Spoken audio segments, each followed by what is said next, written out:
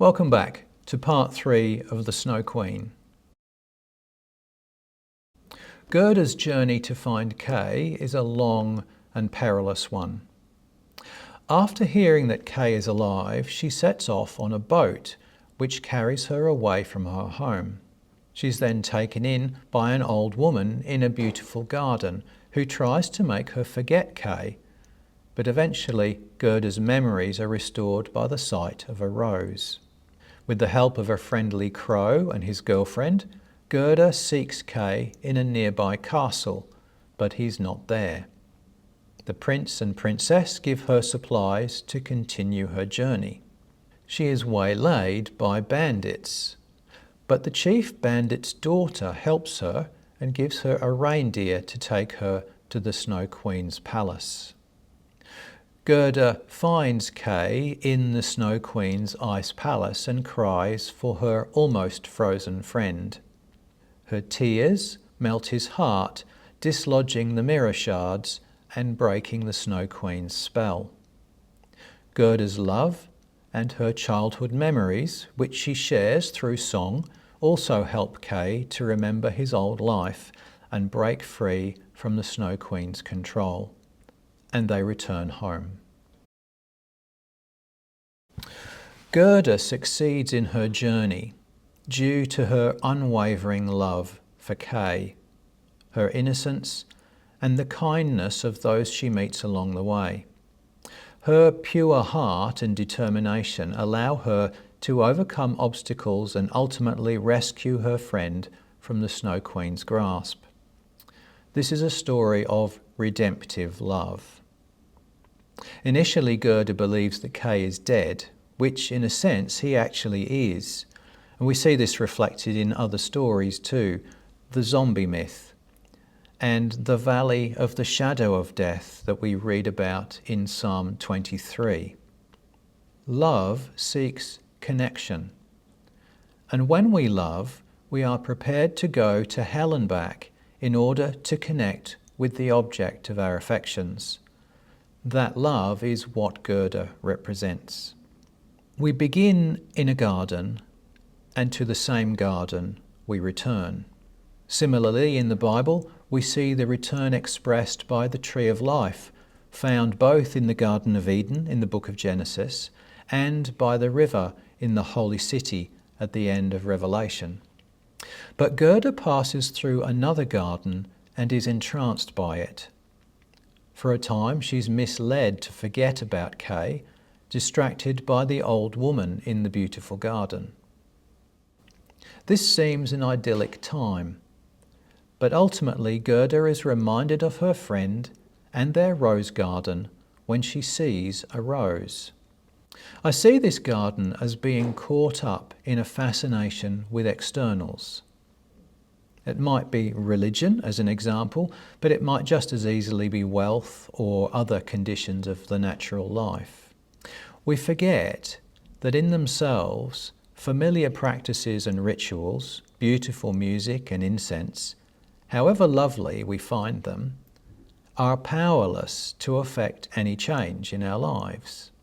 The writer of Hebrews describes the earthly tabernacle and its laws and earthly religion as a shadow of the good things to come, and not the very image of the things.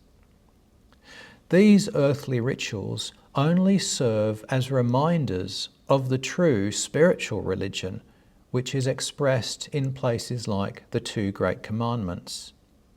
Nevertheless, reminders they are, and there's always the opportunity to wake up and smell the roses. Gerda and Kay both travel the same road, essentially. However, the difference is Gerda has chosen her journey, whereas Kay has been duped by his intellect's blindness to the consequence of his actions.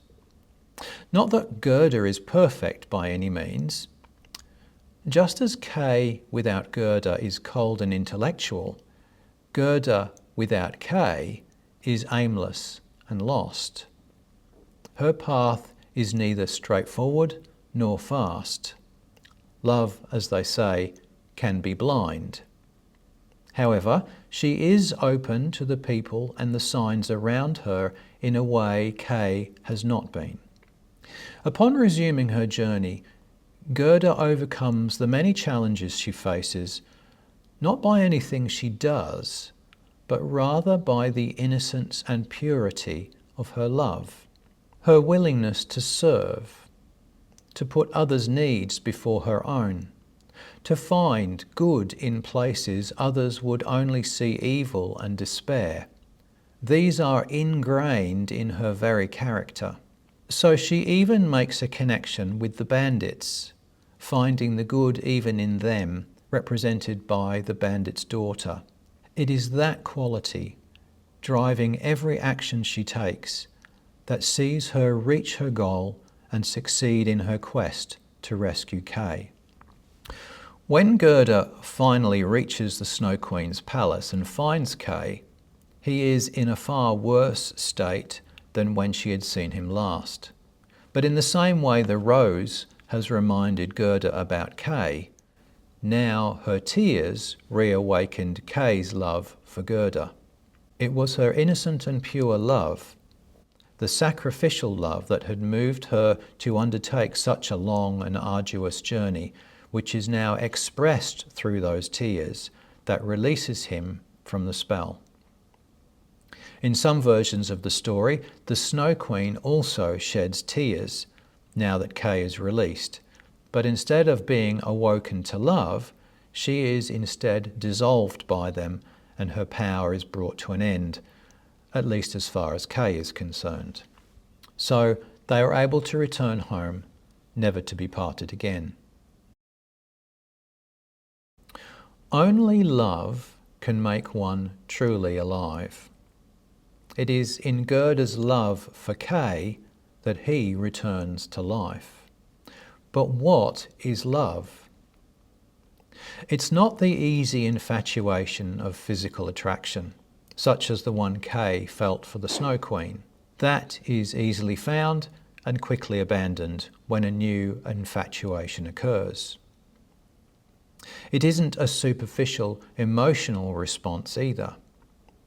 True love, as we see it demonstrated in Gerda, is an inner state of being that sees good everywhere, is self-sacrificing, patient and kind, and that seeks the happiness of others above all things. Emanuel Swedenborg wrote, "The essence of love is not to love self, but to love others, and through love to be conjoined with them. Love consists in willing what one has to be another's, and in feeling the other's delight as delight within oneself." And as we follow Gerda on her journey, we see the way her love opens doors and hearts. But we may perhaps find expressing that love to be impossibly demanding. So I wonder, have you ever witnessed a love like Gerda's demonstrated in real life, perhaps in the form of kindness or patience? And how have you yourself sought to express such love?